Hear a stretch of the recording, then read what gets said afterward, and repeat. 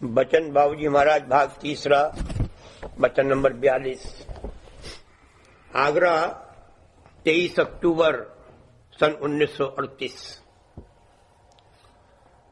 स्वामी सेवक, पिता पुत्र, पति पत्नी भाव, संतों की दिवाली। जब से सुरत की संध लगने लगी, यानी इसको ये मालूम हुआ और विश्वास पैदा हुआ कि मैं सुरत रूप हूं और शब्द की धार जो अंतर में आ रही है उसकी वो अंश है। यानी जब वो धार रूप है तब वो शब्द है, और जब उस धार ने ठेका लिया तब सुरत रूप है। और उस धार के सहारे सुरत उतरकर इस देश में आई है और उसी धार को पकड़कर सुरत लौट सकती है, और बिना वहां पहुंचे जहां से आदि में वो आई है पूर्ण आनंद और रस की अवस्था प्राप्त नहीं हो सकती। तब इसका ये रुख और भाव आवेगा कि मैं शब्द गुरु की सेवा करूं।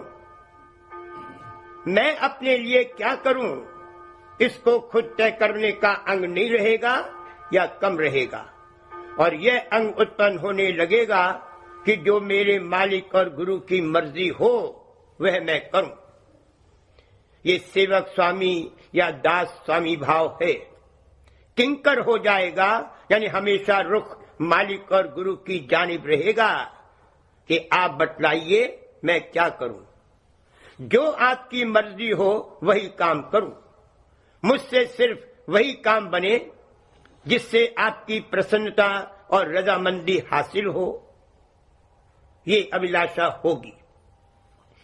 अपने तन के सुख व आराम और अपने मन की मर्जी का ख्याल नहीं होगा या कम होगा, और मालिक व गुरु की मर्जी का ख्याल होगा, नहीं होगा या कम होगा, और मालिक व गुरु की मर्जी को फौकियत देकर उसके मुताबिक बरतने की कोशिश होगी, चाहे उसमें आराम मिले और चाहे तकलीफ हो।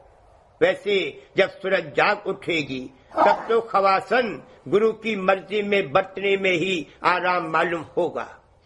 अगर गुरु की मर्जी के खिलाफ कोई कार्रवाई बन पड़े तो उसमें अंतर से तकलीफ होगी। सूरत शब्द किंकर हो जाएगी। ये दास स्वामी या सेवक स्वामी भाव है। जब और परिचय होगा तब पिता पुत्र भाव आवेगा।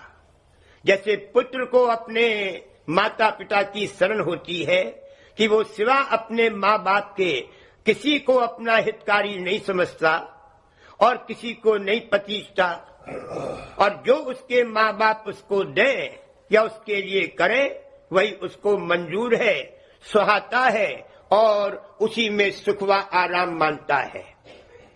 अगर दूसरा कुछ करे तो उसको नहीं सुहाता। इस तरह की शरण मालिक और गुरु की लेना पिता पुत्र भाव है।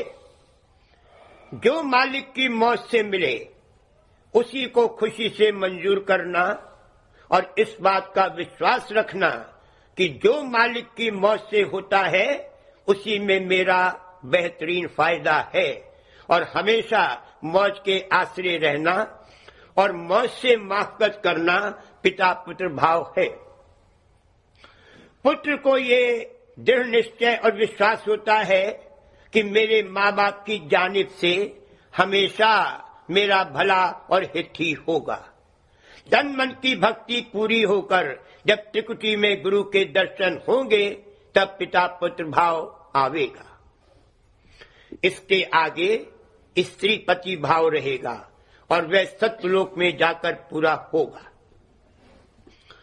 वैसे ये तीनों भाव शुरू ही से थोड़े थोड़े रहेंगे, मगर कब कब और किस किस अवस्था में कौन भाव की मुख्यता रहती है उसके हिसाब से इनका अलग अलग बयान किया जाता है। पिंड के नाके तक सेवक स्वामी भाव की मुख्यता रहती है। पिंड के परे से गोसूरत तन और मन से न्यारी तो नहीं होती, मगर वह काल और माया पर गालिब व हावी होने लगती है। इसलिए हर कोई कार्रवाई में मौज की फोकियत रहती है, ये पिता पुत्र भाव है। और त्रिकुटी में जब प्रथम गुरु के दर्शन होंगे तब वहां जाकर ये भाव पूर्ण रूप में आ जाएगा। पिता पुत्र भाव में शरण की मुख्यता रहती है। दसम द्वार में सुर्त तन और मन से न्यारी हो जाती है, सिर्फ दूरी का फर्क रहता है और छड़ी होकर आगे चलती है। वहां से उसको अंग से अंग लगकर यानी अभेद भक्ति का अधिकार प्राप्त हो जाता है और सत्यलोक में सर्वांग करके सत्य पुरुष के अंग लगती है और समा जाती है। और अंग से अंग लगकर सुर्त शब्द में तद्रूप हो जाती है। यह स्त्री पति भाव है। जिसको पति कहता है कि ये मेरी चीज है, उसको स्त्री भी कहती है कि ये मेरी है। दोनों बराबर है। वैसे पिता के माल को पुत्र भी कहता है कि ये मेरा है, मगर ये अंग स्त्री पति भाव में विशेष है।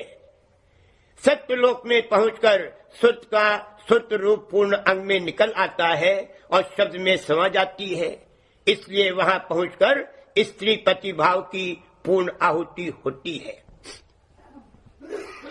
सत्य देश में सुर्त और शब्द अलग अलग नहीं है। वहां सुर्त शब्द में समाई हुई और अभेद व तद्रूप है। और जहां तक ये अवस्था है वहां तक पूर्ण सुख रस और आनंद है और प्रेम ही प्रेम और प्रकाश ही प्रकाश है। जहां से काल और माया के रूप में दोनों धारें अलग हुई, वहां से तम और अंधकार की उत्पत्ति हुई। जिस कदर नीचे उतार होता गया, तम और अंधकार बढ़ता गया। अंधेरी किरणियां ज्यादा और रोशन किरणियां बहुत कम है। यहाँ सिर्फ उतनी ही रोशन किरणियां आती हैं जितने प्रकाश से यहाँ का काम काज चल सके। बाकी अंधेरी किरणियां बहुत ज्यादा है। तम और अंधकार में भूल और भ्रम पैदा होता है। रात्रि के समय बाहर का प्रकाश खिंच जाने से अनेक प्रकार के भूल भ्रम पैदा होते हैं। तो अंतर का प्रकाश खिंचने से जो मन और बुद्धि पर तम छा जाता है और जो भूल भ्रम पैदा होते हैं उनका क्या ठिकाना है। चुनाचे इस अंधकार के देश में उतरकर जीव नहीं जानता कि मैं किसकी अंश हूं और क्या मेरा रूप है। मैं सुर्त रूप हूं और शब्द की अंश हूं, इससे वो नावाकिफ और बेखबर है। संसार की रीति के अनुसार दिए जलाकर और रोशनी करके दिवाली की या न की इसमें कुछ नहीं है। सत्यलोक और सत्य देश में पहुंचकर जहां केवल निर्मल प्रकाश है, सच्ची दिवाली या दीपावली होगी। और चूंकि वहां अंधेरी किरणियों का नाम व निशान भी नहीं है, इसलिए कहा है कि संतों को सदा दिवाली है। इस सच्ची दिवाली और दीपदान की अंतर में अभिलाषा होनी चाहिए कि एक दिन हमारी सुर्त काल और माया के अंधकारमय देश से निकलकर सत्य देश में पहुंचे और निर्मल और पूर्ण प्रकाश और आनंद और रस की अवस्था प्राप्त हो। इसके लिए ऊपर जिन तीन भाव यानी सेवक स्वामी या दास स्वामी और पिता पुत्र और स्त्री पति भाव का वर्णन किया गया है, इनमें बरतते हुए गुरु के उपदेश के अनुसार कार्रवाई करनी चाहिए। इसके अलावा भक्ति में और भी कई भाव हैं, जैसे बालक भाव और सखा भाव। जिस तरह माता बालक को प्यार करती है, उस तरह अपने इष्ट को बाल स्वरूप मानकर प्यार और भक्ति करना बालक भाव कहलाता है। और दोस्त को जैसे अपना दोस्त प्यारा होता है, उस तरह मालिक के साथ बरतना सखा भाव है। भक्ति की रीत में बरतने के ये भिन्न भिन्न भाव और अंग हैं। इन सब भावों में स्त्री पति भाव सबसे ऊंचा है। स्त्री और पति का हक बराबर होता है। इस बाजी को जीतने के लिए यानी शब्द गुरु के अंग से अंग लगने और उसमें समाने के लिए बेदरेग होकर सब कुछ दांव पर लगा देना चाहिए। सूरत के उतार में काल और माया के देश का जो भी सरो सामान, धन संपत्ति वगैरह वगैरह चीजें हासिल की हैं, सबको गुरु के अर्पण और भेंट कर देना चाहिए। किसी चीज को छिपाकर नहीं रखना चाहिए। इस देश की चीज को इसी देश में छोड़ जाना होगा। इस देश के किसी किस्म के सामान या शक्ति को लिए हुए उस देश में नहीं जा सकते। इसलिए बिना किसी किस्म का सोच विचार करे हुए अपना सर्वस्व गुरु के अर्पण करेगा, तब पौबारे का दाव आवेगा। चौसर के खेल में 3 काने, छकड़ी, छक्का, पंजा, चौका, पौ वगैरह वगैरह कई दाव होते हैं और उनकी अलग अलग चाल होती है और उनसे अलग अलग फायदे मिलते हैं। नीचे के 3 चक्र गुदा, इंद्री और नाभि में तो 3 काने हैं। यानी अगर किसी तरह से ये 3 चक्र फतेह भी हो गए और उनमें से निकल आया तो ये हुआ कि हृदय चक्र पर आकर पशु से नर बना, मगर रहा पिंड का पिंड में ही, इसलिए उनको 3 काने कहा है। अगर छकड़ी का दाव आवे तो 6 चक्र पार करके पिंड के परे पहुंचा। इसी तरह और दाव आया तो ब्रह्मपद में पहुंचा। जब पौबारे का दाव आवे तो सत्यलोक में पहुंचे और चौसर से इसकी सुट गोट निकले।